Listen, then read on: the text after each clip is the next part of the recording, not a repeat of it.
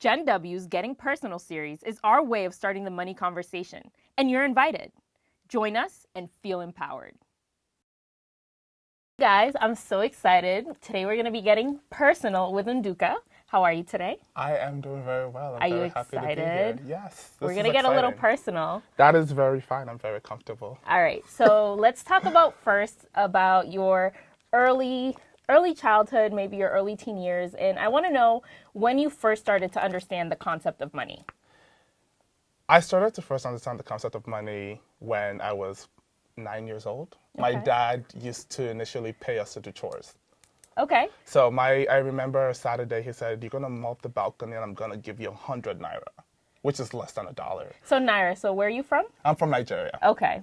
And conversion rate is like 150 naira. And then it was like 150 naira to $1. So how much was that basically? How much were you making to mop the floor? Maybe call it 80 cents. And what could you possibly buy with this? Well, with 100 naira, you could buy couple, some candy. You could buy some candy. Okay. You could. It was good money. So what did you look forward to buying when you were doing these chores? Or did you save it? Did you spend it? What were your habits like? I saved religiously because I was afraid of spending money. Because I thought if I spent the money, I would lose it. So I said, God. I'm going to save it. And I just stashed them all away. And then what? So you just had all this money I had saved all up? this money and I would go buy gum. And I would buy candy and I would ask for change. Change is a big thing in Nigeria. It's like you buy something and it costs 50 naira and you give them 100 naira. You're like, where's my change?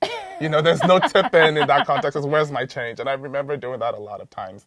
But at some point, the money stopped. It became a job. It became your rent for being in the houses. You have to be responsible for things. And that was how my parents raised us.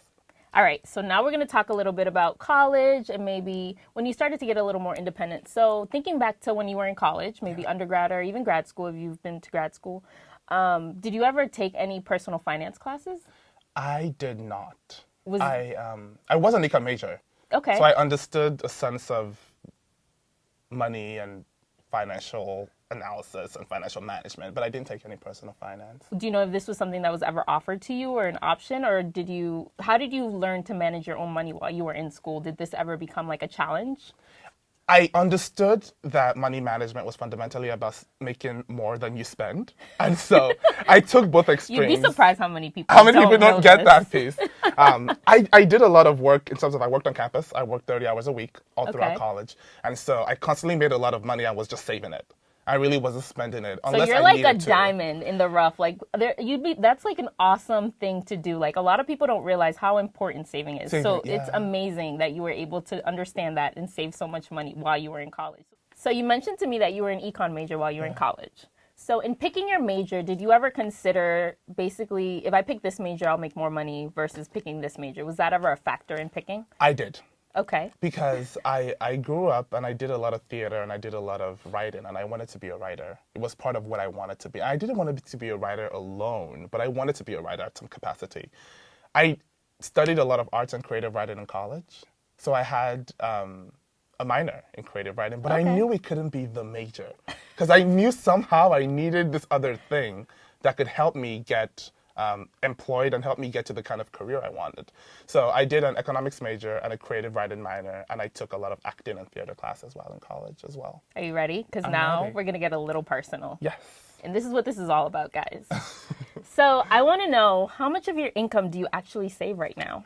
Right now, the way I think about it is 1/3 of my monthly checks, a little bit less than 1/3, about 1/3 goes to rent. Okay. So that gets paid. I invest in a monthly pass for the train. Mm-hmm. I have a budget for food, which is, call it about $100 a week. And outside of that, everything else gets saved unless it needs to be spent. Okay. So you're the kind of person that spends and then saves versus save and then spend? Yes. Okay. I make sure I cover the things that need to be covered. So your rent, your feeding, sort of the basic food, housing, clothing. And outside of that, I save unless I need to spend. All right, Nduka. So we're going to do a little game now. Okay. First, we're going to do a little free association. I'm going to shout out a couple words to you, and then you're going to tell me the first thing that comes to your mind. Okay. So you ready? Yes. All right. So here we go. Payday. Save. Co-signer. My brother. Sally Mae. My brother, too. He works for Fannie Mae. Amex Credit card. and Capital. 1. Credit card. That's interesting. Yeah. All right, so now we're going to do a little true or false. Okay. So true or false, money is actually made out of paper. True. That's false. It is. Did you know that money is actually made out of cotton and linen? What is paper made out of then? Similar things, I hope. I hope you can just refrain back to your art class in like the 3rd grade when you made paper mache or something. I grew up in Nigeria though, so I don't know if I necessarily did that. I think I just thought isn't money paper? No, No, it's cotton and linen. It's cotton and linen. There you go. You learned something new. We learned something. Now I know. Well, I have another true or false. Another trivia question. Okay. So how many times do you think you can fold a dollar bill before it rips or breaks? 145. How did you come out with that? I just threw a guess. Well, that's wrong. The answer is that you can fold a dollar bill 4,000 times before it rips. Thank you so much for sharing your story and sharing with our viewers your experience with money. I'm sure it means a lot for a lot of people who are watching, and they're going to get so many things from you. I hope they do. Save. Save. Thanks so much, Nduka. Stay tuned, guys. Join us back for more.